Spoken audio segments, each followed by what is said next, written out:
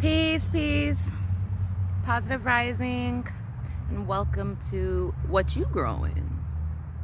My name is Sartteka Nefer, and I am the host or creator of What You Growin.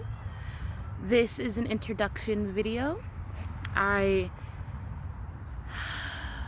conceived the idea of What You Growin a couple of years ago. Actually, during my master's program, I was doing a lot of research around healthy eating and also around decolonization, and that led me to talking about food sovereignty as a revolutionary act. I wrote a 97-page paper about decolonizing from a Black woman's perspective, living here in America. Within that framework, I discussed education, decolonizing our foodways, just decolonizing from different perspectives, looking at what we've been taught or what we've come to know through either through like explicit teaching or through implicit understandings of social norms and things of that sort. From there, the food sovereignty became much more prevalent in my life. My family and I had already been making certain efforts in our journey to grow our own food, to eat more healthy, and we had transitioned to plant-based eating, and so it all kind of just flowed together. Excuse me.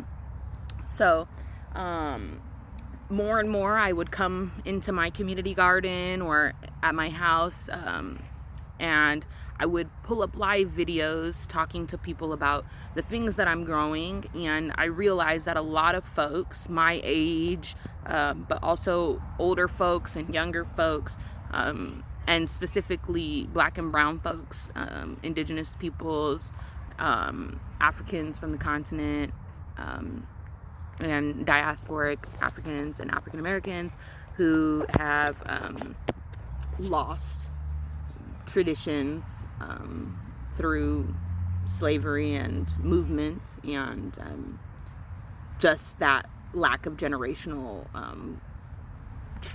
teaching. So a lot of people would ask me like questions about what I was growing or how it grows or how I take care of things. I get a lot of comments, people asking me how I get my like collard green trees to grow so high, or how do I get the greens to come in so full and so healthy, or just different questions. And so I decided to start a YouTube channel, to spark the conversation around food sovereignty and growing your own. So this is the beginning, and this is my first video. I thought it would be proper to start off the series with not only an introduction, but a little conversation into myself and what I'm growing and why I grow. Again, like I said, it's a revolutionary act to grow your own food. Also to educate yourself on proper storing techniques, different things from canning to food preservation, like drying, dehydrating foods, also seed preservation. If you're growing your own foods, you don't want to be reliant on purchasing your seeds from outside sources. And if you do, then you want to make sure that you find good sources who have heirloom seeds and trustworthy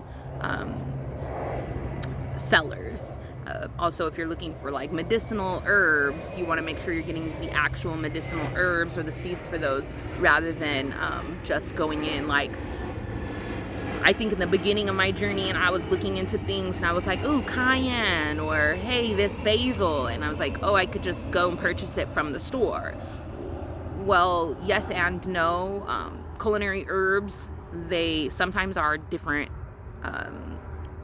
like strains of a specific type of herb to where they have less medicinal property than the ones that are made for that.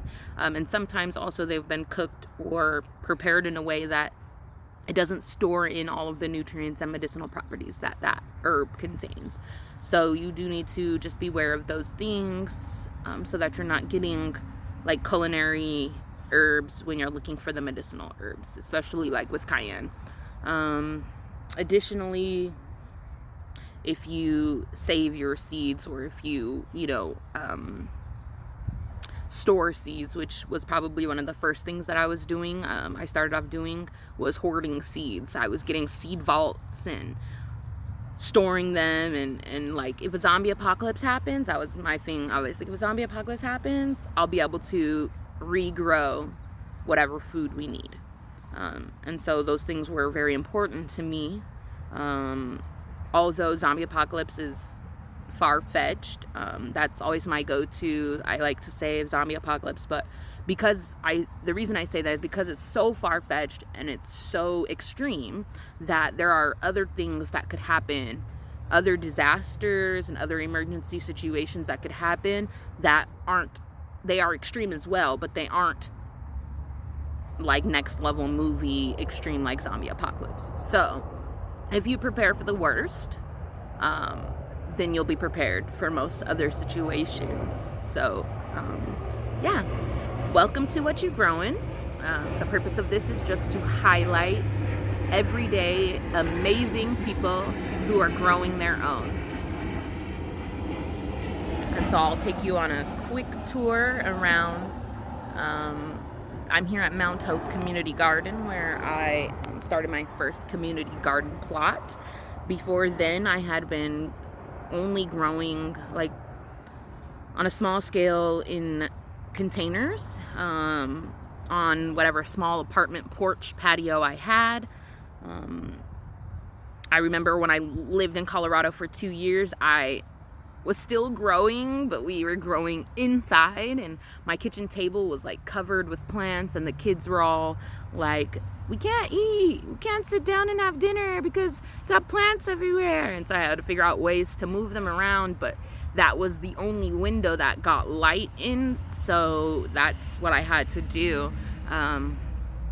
But not everything grows well in containers, so actually our first Mount Hope community plot was a gift from Sister Layla Aziz, who is one of my mentors in the community, and she purchased the plot as a gift to our organization that we started called BFAB, or the Black Female Advisory Board.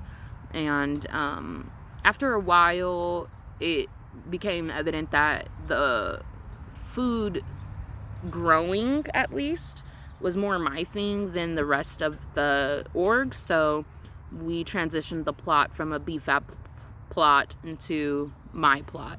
And then I, shortly after, purchased a second plot. And Sister Layla also purchased a plot. And then she's really busy with doing different community things, school and pillars of the community, and fighting for folks that are in prison, and she does so many things in the community. She wasn't able to make it here to the garden to upkeep, so being just the person that I am, I watered and harvested and kept upkeeping her plot for her. And I would drive by and stop and drop off her tomatoes or collard greens or whatever it was we had put in there. And after a while, she just said, you know what, that's your plot, you just keep it. And so I had 3 plots as of probably maybe 2 months ago or 3 months ago, and I was just trying to organize it in a way that I could grow more of the foods that my family eats at home, because we are a predominantly plant-based household. To become food sovereign, you need to grow the foods that you eat so that you don't have to go into the grocery store. That's how you slowly pull away your dependency on grocery stores and on big corporations that grow foods that also, the larger the farms are that grow these produce up, the more likely is that they use things like pesticides and things like that. And I don't use any of those things. I'm what would be called an organic grower, but I just consider a natural grower. I don't do much to my plot. I just give it some love. Actually, I had someone ask me the other day how I get my stuff to grow, and I just tell them, like, sun, water, love. I sing to my plants when I come. I tend to them. I look at them. I pay attention to things when I see things, and I look for more natural remedies in terms of pest control, being habanero saw, like there's all types of, if you look it up, there's a million different ways you can create a pesticide that will help to control different garden pests. There are also alternative ways that isn't about you making a type of pesticide, but just using the natural life cycle. Like I released praying mantises, I released ladybugs, lacewings. We've done a few different things just to maintain more of a natural the natural processes of the earth. The earth is bountiful and plentiful, and if you allow her, she will provide. So we're here at Mount Hope Garden, as I said. Over the last 2 months, I've transitioned my 3 plots down to 2 plots because we're making some changes here at the garden for some really big things that are coming up. So now I have 2 plots, and I'm gonna go ahead and turn it around, walk you through, and show you all of the different things that I'm growing. And yes, let's do it. Oh, I can't turn it around now. Okay, so I guess I'll have to do it this way. So here we have these beautiful, beautiful onions. These are actually, although they look like green onion, and if you cut off a piece or break off a piece and you smell it, it smells like green onion. And it looks just like green onion. It smells marvelous, like amazing. But the crazy part is, these actually are the common onion, and once they grow up a little bit bigger, you'll start to see the bulb coming out of the ground here. None of these are big enough yet, so we haven't got there. But you can still cut off these and use them as green onion. Here we have my beautiful tomatoes that are have taken off. They are booming. Like I literally missed my Tuesday day here, and they've probably doubled in size since then.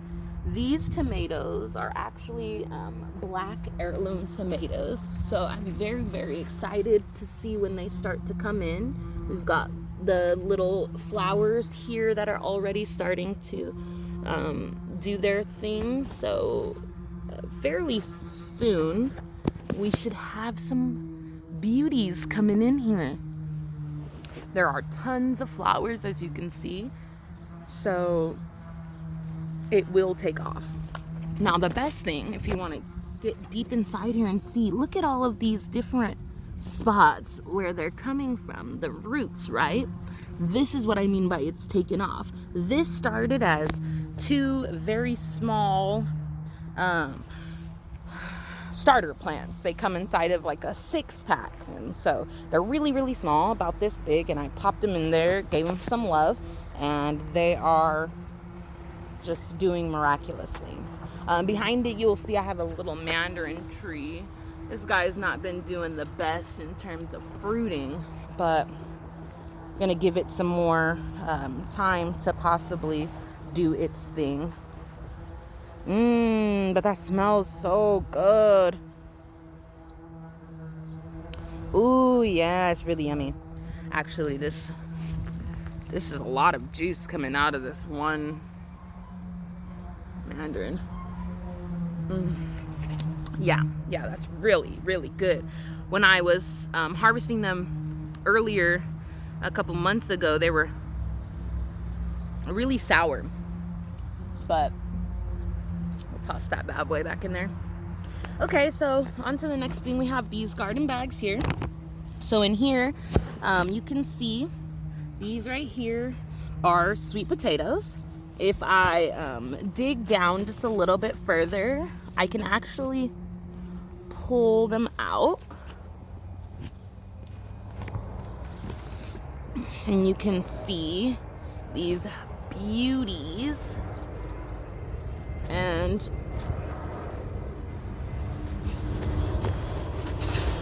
let me get it back into there where it's cool. They're really, really nice. So I actually planted those, I want to say last year, in one of my other plots, and they just came back.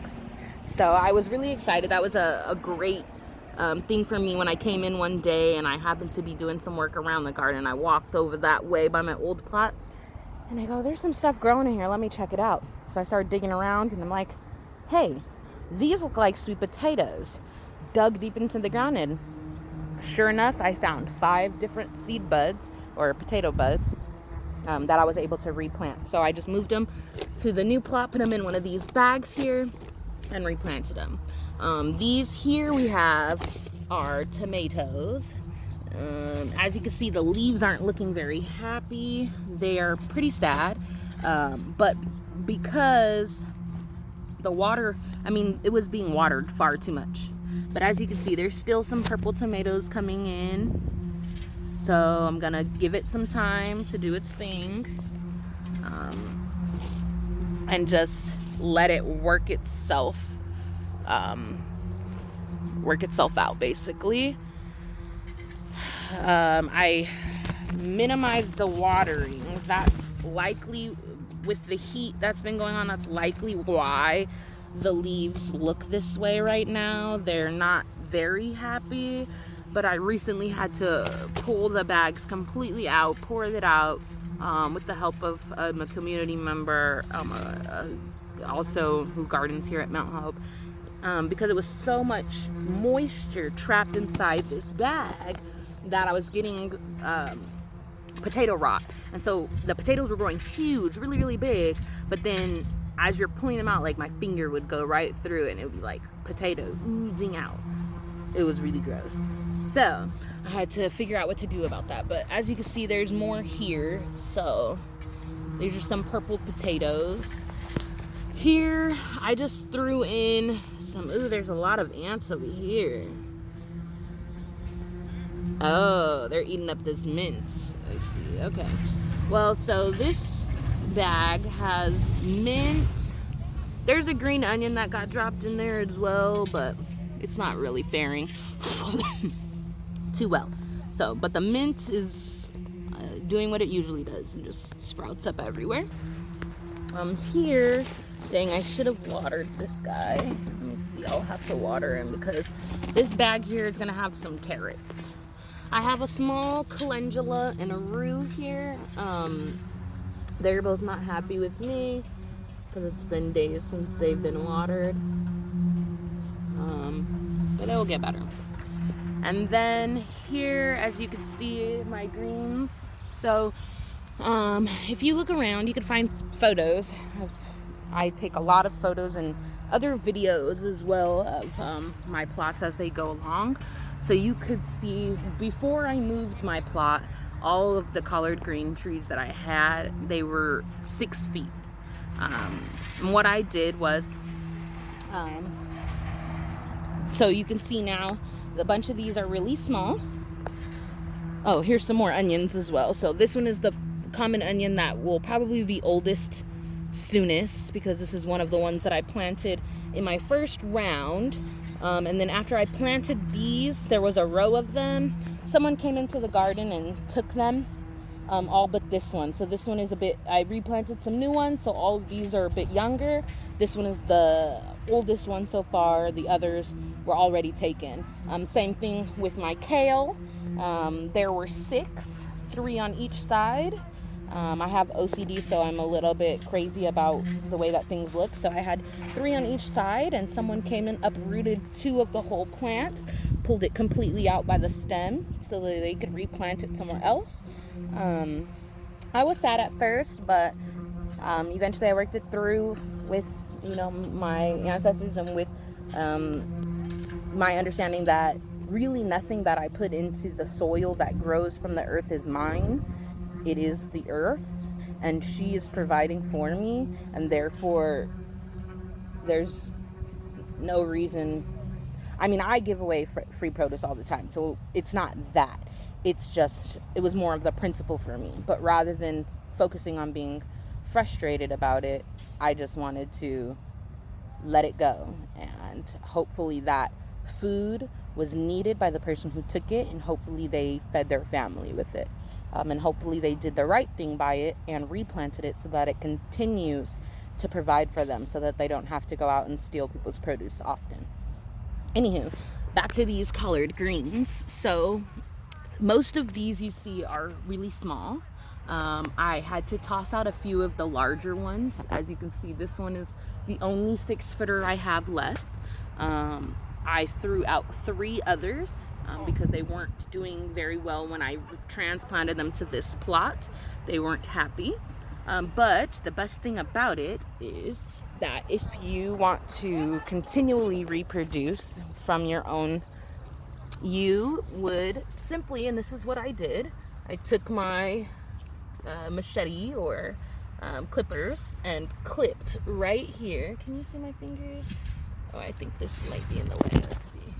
Clipped off one of these like that. Clipped it right here at the branch and stuck it in the ground. And I literally went through and clipped off a bunch of these extra pieces growing from my 6-footers and popped them into the ground. And now look at them growing up on their own. Almost going to be just like Grandpa's 6-footers. So there's a bunch of ways that you can continually produce. You just have to pretty much get into it and provide some love, and of course water. Everything in life needs water, and sun. Everything in life needs sun. But living here in San Diego, we don't have to worry too much about that, except during the winter time, during which time my bananas were like super mad at me because they weren't getting enough sun. So here I am at the second plot, and I got just about 8 minutes left to show you, because I want to try to keep these to 30-minute videos. So these are my banana trees. These are my babies. I'm like so in love, seriously. There's another community garden member here who was growing bananas, and they had donated a few to the garden, and then those grew up really, really big. And one day I just asked, like, could I please have one of your banana babies? And she gave me 2. I had another brother that was here at the garden helped me to transplant them. And at first I put them in this area that I really thought was beautiful in the garden. I can show you it. It's right over here. It's like a circle, just a circle with rocks. And I just thought it was really cool. So I put them here. And the soil consistency is more sandy, but not a lot of like actual soil. Even though I put probably 3 bags of soil there, the bananas just were not growing. So I had a friend and colleague help me to transplant the bananas to my plot, where this was previously my 3 sisters plot. But corn is very difficult for me. We weren't getting along, so every time I was growing corn, they were coming through, the kernels weren't fully developed, or I was getting really bad bugs. So I just decided to pull all the corn out and to just wait on trying to grow corn until, I don't know. So my 3 sisters plot, 3 sisters got the name from, it's an indigenous way of planting. Basically, it's a companion planting idea, and it's corn, beans, and squash. And the beans and the squash really like to kind of trellis up and like latch onto different things. And so what the corn provides is stalks that are strong and tall for them to trellis. And that's the way that 3 sisters works. But like I said, corn was not my friend, even though I love to eat corn. It wasn't growing well. So I removed the corn and continued to grow just the 2 sisters here in this plot. That was beans and squash. And what I did was actually put a variety of squash and zucchini types, and also a variety of beans. So there are some fava beans and some sugar snap peas, before there were some purple tender green beans and a few others. So it's just kind of a mix, and I like to do a lot of experimentation, so sometimes I'll just toss seeds and see what happens. And so far I've been pretty lucky. So anywho, I replanted or transplanted 2 banana babies into this plot, and since then I have grown. Let's see, these are the 2 babies right here, these 2 tall ones. These are the 2 that we started out with, and since then we've got 1, 2, 3, 4, about 5 new ones that came up. And then when I transferred all of my stuff from my 3rd plot into the 2nd plot that I changed over to, there was actually these little baby guys here. It was only 2 of them, and my niece helped me transplant these 2 little guys. And when we transplanted them, there was a huge root ball that was under the ground, and something just told me this is a banana root ball. And everyone was like, it's dead, just toss it out. Well, what I did was I just tossed it. You can see how it's kind of up right here. I just tossed it in here. And I was like, water it for a few weeks and see what happens. If nothing happens, throw it out. Doesn't change anything. Well, I got another baby. Actually, 3 more babies that came up all from that. So now there's 1, 2, 3, 4, 5, 6, 7, 8, 9, 10, 11, 12, 13 total banana trees coming. They haven't started to produce yet, but they will. And I'm excited for that. So that's really probably one of my favorite things that I have growing. So I also have these here. There's a lot of favas, the sugar snaps. You're not gonna be able to see much of them growing on the stem, just because I already came through and harvested them. But I can show you, as you can see these here, I can show you the harvest. And then we've got some new squash coming up. So the snails have been doing me dirty this season, but such is life.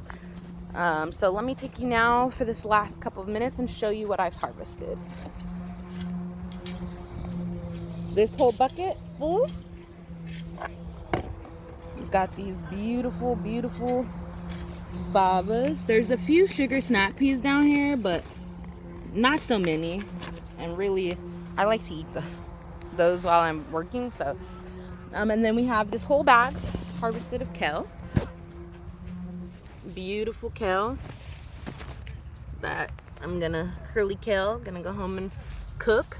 I do a lot of pot or plot to plate cooking, which, because we're plant-based, I grow the food and I cook it, and I do a lot of videos or pictures or conversations around that as well.